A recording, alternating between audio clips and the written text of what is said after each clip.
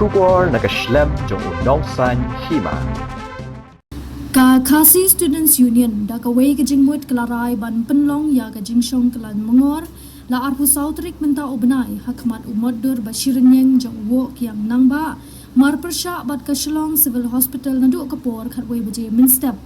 berhak Sngi ka babuat pat kata ka arpu samtrik on penlong ya ka jingshong kelan Myngor saha ki hnyotri ki distrik jong kabri unyotrem. Hal kini ke jinglet Shong kelan Myngor hal ke arpu sautrik minta ubnai ke deiru ke Sdang jong ke Dorbar senrai ki MLA hayeng Dorbar tauan.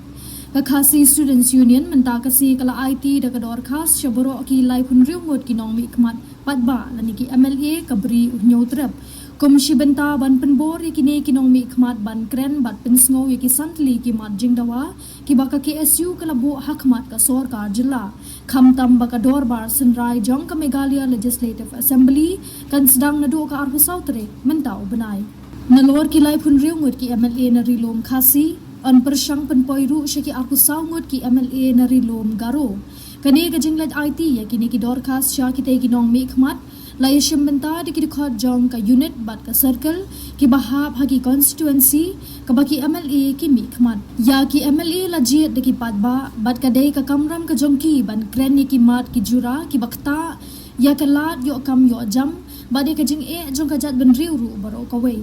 kumta ka seng ka ha ka jing start jong ki nong Hakhmat ya ka kamram ka baki dei ban le kaseng kan Shong klikti ban yakhi yakite ki mat jing dawa kat ba ka sorkar jela kampat la ban pentre kampura ki jing angnot ki ba kaseng kalabu Hakhmat ka sorkar habaya dei bat la shai ka si ka arku artrik kaseng kan bu ikino kino ki program jing yakhi khnang ba kan penwit iki samla ki ban yakhon ya ka exam LDA bat balapanyat ru da ka MPSC kani kalong kat kum ka kerwo balapalat da usamla pensyai rani Assistant General Secretary ka KSU sengkemi Nimla banong ban bu jingkeli lasin ko ni habu lupa site waktu uswa tu ke jingkeli kile sigi department ki penkre minister sujubak ba pintep nang ni sama ora kena ku isu temora hakapor bangila ba submit ke company via jingkeli kino semut dia syuakannya tarik kemot kanya umi pernah dua dia mentau pernah te kemot dah pi last date nang tu kim situ te nang ni Hakhmat sebut menta antara kan session suntus na see how much ni effect kemot kuno la da kitep sebut kan long arputrik see effect ni much kuno arteo syuap di mana tinggi ngilak bambu sekali kaya ikut kubuat asumni kuno tata tarik kuno arteo lateo syuap